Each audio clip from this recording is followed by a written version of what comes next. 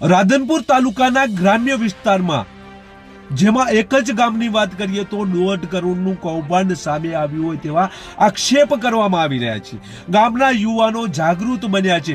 ભ્રષ્ટાચાર સામે લાવવા માટે જિલ્લા કક્ષાએ આ લોકો પહોંચે છે અને ત્યાંથી એક કમિટીની રચના કરવામાં આવે છે, પરંતુ આ કમિટી માત્ર ગામમાં આવીને આંટો મારીને જતી રહી છે। ત્યારે ગામ લોકો દ્વારા ફરીથી તપાસ થાય અને આ કૌભાંડ સામે લાવવામાં આવે અને જવાબદાર કર્મચારીઓ તેમજ પદાધિકારીઓ સામે ફોજદારી કાર્યવાહી કરવામાં આવે તેવી માંગણી કરવામાં આવી રહી છે, જેની આજે વાત કરવી છે। નમસ્કાર, ક્રાઇમ આવાજ ન્યૂઝમાં તમારું સ્વાગત છે અને હું છું તમારો નાનજીભાઈ ઠાકોર।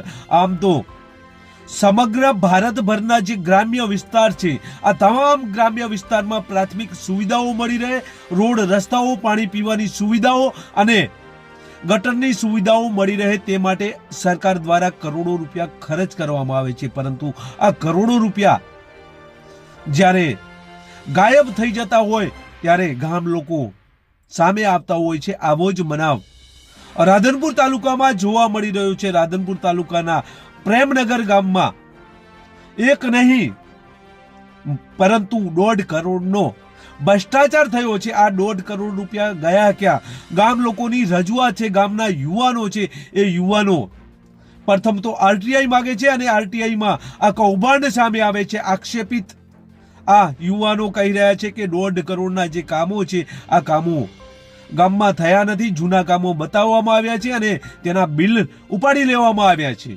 સફાઈની પણ કામગીરી કરવામાં આવતી નથી અને આ બિલો ઉપાડી લેવામાં આવે છે। ગામના સરપંચ અને મિલાપીપણા જે તલાટી હોય કે પછી તાલુકા વિકાસ અધિકારીના બાંધકામ શાખાના કર્મચારીઓ હોય, આ તમામ કર્મચારીઓ સાથે મળી અને કૌભાંડ આચર્યું હોવાની આ ફરિયાદ લઈને આ યુવાન જિલ્લા કક્ષાએ જાય છે। ત્યાં એક કમિટી નીમવામાં આવે છે અને આ કમિટી પ્રેમનગર ગામમાં પહોંચે છે। પ્રેમનગર ગામમાં જ્યારે આ કમિટી પહોંચે છે ત્યારે આ યુવાનો જેણે આક્ષેપ કર્યા છે એ યુવાન આ કમિટીને આ કામો ચેક કરવાનું કહે છે, પરંતુ આ કમિટી કામ ચેક કરતી નથી અને માત્ર ને માત્ર આ ગામને જોઈને ત્યાંથી નીકળી જાય છે। ત્યારે આ યુવાન આક્ષેપ કરી રહ્યો છે। આ યુવાન કમિટી સામે પણ આક્ષેપ કરવામાં આવી રહ્યા છે। આ સાચા આક્ષેપ હોય તેવું જોવા મળી રહ્યું છે। પ્રથમ આ યુવાનને સાંભળીએ, ત્યારબાદ ચર્ચા કરીએ। કરેલી હતી એમાં ગામના વિકાસના કામમાં લગભગ 1.5 કરોડ સમથિંગનું કૌભાંડ થયેલું હતું। એના માટે તપાસ સમિતિ આવેલી હતી, પણ તપાસ સમિતિએ જે અમને જેવો જોવે એવો રિસ્પોન્સ આપ્યો નથી અને તપાસ સમિતિ ખાલી એક લોલીપોપની સમાન આવી અને ખાલી અમને આટલા માણસો અહીંયા ખાલી પોતાનો બધા કામ ધંધાઓ છોડી અને અહીંયા આગળ ઊભા છે, પણ બધા છતાં એ લોકો કોઈ ઓબ્ઝર્વેશન કર્યું નથી અને ડાયરેક્ટ ઓબ્ઝર્વેશન કર્યા વગર ખાલી ગામમાં આંટો મારી અને જોઈને નીકળી ગયા છે। તમે કેવા પ્રકારના કામોમાં ભ્રષ્ટાચાર થયો હોય તેવી માગણી આઈટીઆઈમાં કરી? મેં સાહેબ ગામના અંદર જો આજ દિવસ સુધી ગામના આટલા લોકો અહીંયા તમારી સાક્ષીમાં હાજરી છે, પણ જ્યારે સફાઈનું આજ દિવસ સુધી 0% આ ગામની સફાઈ છે। ગામનું બોર્ડ પણ દેખાતું નથી, એકદમ 0% સાફ સફાઈનું છે। ગટરની લાઇનમાં જુઓ તો એટલો મોટો ભ્રષ્ટાચાર છે, પેવર બ્લોકમાં જુઓ તો એટલો મોટો ભ્રષ્ટાચાર છે અને જે જૂના કામો હતા એ કામોને રિપીટ કરી અને એની અંદરથી પૈસા ઉપાડેલા છે અને એ એવી રીતે દર્શાવી અને પૈસા ઉપાડેલા છે। જે વિકાસના કાર્યો ખરેખર થવા જોઈએ એની સમયે અમારા ગામમાં એકદમ 0%નું કામ છે। તો તમારી માગણીઓ શું? અમારું માગણી સાહેબ એક જ છે કે આ સરપંચને અમે બહુ રજૂઆતો કરી, તાલુકામાં જિલ્લામાં બધે રજૂઆતો કરી, પણ જાણે એક બધા અધિકારીઓ આ તંત્રની અંદર સંડોવાયેલા હોય એવું લાગે છે। અમને વારંવાર અધિકારીઓનું પ્રેશર આવ્યું, જે રિટાયર્ડ જે અહીંથી અધિકારીઓ જે બીજી જગ્યાએ જતા રહ્યા એ લોકોએ અમને ઓફર આપી કે તમારે શું જુએ છે, કેટલા પૈસા જુએ છે, આવી અમને ઓફર આપી, પણ સાહેબ અમે અમારા આરટીઆઈ કરી છે, મેં અમારા ખિસ્સા ભરવા માટે કે અમે યુવાનોએ ખિસ્સા ભરવા માટે નથી કરી, એક ગામના હક અને અધિકાર માટેની આરટીઆઈ કરેલી છે સાહેબ। એ કયા અધિકારી હતા કે તમને ઓફર આપી આ વાત? સાહેબ એ હું અત્યારે બધાની સામે નહીં કહી શકું, પણ જ્યારે સમય આવશે ત્યારે હું આપને બધાની સામે ખુલીને પણ કહી શકીશ કે જે અધિકારીઓએ અમને લાલચ આપી હતી કે તમે આરટીઆઈ છોડી દો, તમને તમારું પૂરતું કામ કરી દઈશું, પૈસા આપીશું, બધું અમને લાલચ આપી છે, પણ છતાં સાહેબ એના માટે થઈને આજે 4 મહિના જેટલો સમય થઈ ગયો, એના માટે થઈને જ આ કાર્યમાં વિલંબ થયો છે। કારણ કે એમને એવું હતું કે ખરેખર સમાધાન થઈ જશે, પણ અમે આરટીઆઈ અમારા ખિસ્સા ભરવા માટે નથી કરી, અમે એક ગામના જાગૃતિ યુવાન તરીકે આ ગામના લોકો, ગરીબ લોકોનો હક અને અધિકાર છીનવાય નહીં. અને આ ગામ પણ ભલે અમે શરૂઆત લેટ કરી છે, પણ અમારી આગળની શરૂઆત ગ્રેટ હશે એવો અમને વિશ્વાસ છે. અને ગામ લોકોએ અમને જે બધું હવે શું માગણી?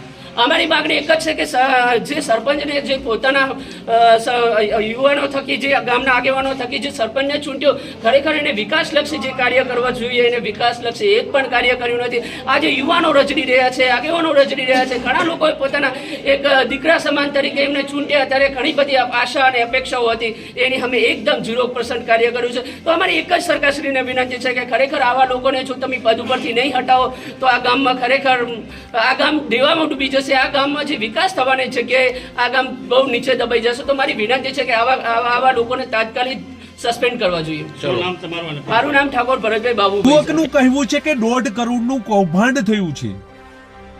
આ કૌભાંડ ખુલ્લું કરવા માટે આ યુવક રાધનપુર તાલુકા પંચાયતમાં તાલુકા વિકાસ અધિકારીને સંબોધીને ગુજરાત માહિતી અધિકાર અધિનિયમ 2005 મુજબ એક આરટીઆઈ કરે છે અને આ આરટીઆઈમાં જે ગામમાં વિકાસલક્ષી કામો થયા છે તેની માહિતી માંગે છે, પરંતુ તાલુકા વિકાસ અધિકારી દ્વારા આ માહિતી અધૂરી આપવામાં આવે છે.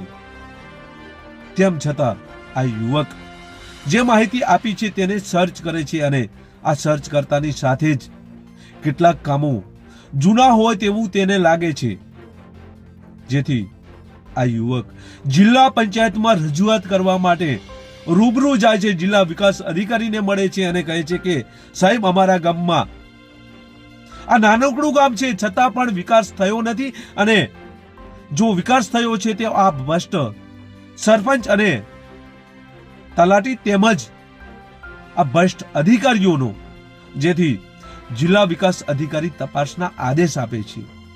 તપાસના આદેશ આપ્યા બાદ એક કમિટી નીમવામાં આવે છે અને આ કમિટી જે છે તે પ્રેમનગર ગામમાં પહોંચે છે. ત્યારે આ યુવકને પણ બોલાવે છે. ત્યારે ઘણા યુવકો ભેગા થઈ જાય છે. આ જાગૃત નાગરિકો છે એટલે આ કમિટીની સાથે કામો જે છે તે જોવા માટે સ્થળ ઉપર જાય છે, પરંતુ કમિટી ગામમાં આંટો મારીને નીકળી જાય છે. ત્યારે આ કમિટી ઉપર અનેક સવાલો આ જે યુવક છે તેના દ્વારા કરવામાં આવી રહ્યા છે. ત્યારે આ ભ્રષ્ટ અધિકારીઓ જે લોકો તપાસ કરવા ગયા તે પણ આ ભ્રષ્ટાચારમાં સંડોવાયેલા હોય તેવું હવે લાગી રહ્યું છે, કારણ કે આ કમિટીની જે જવાબદારી હતી એ જવાબદારી આ કમિટીએ નિભાવી નથી.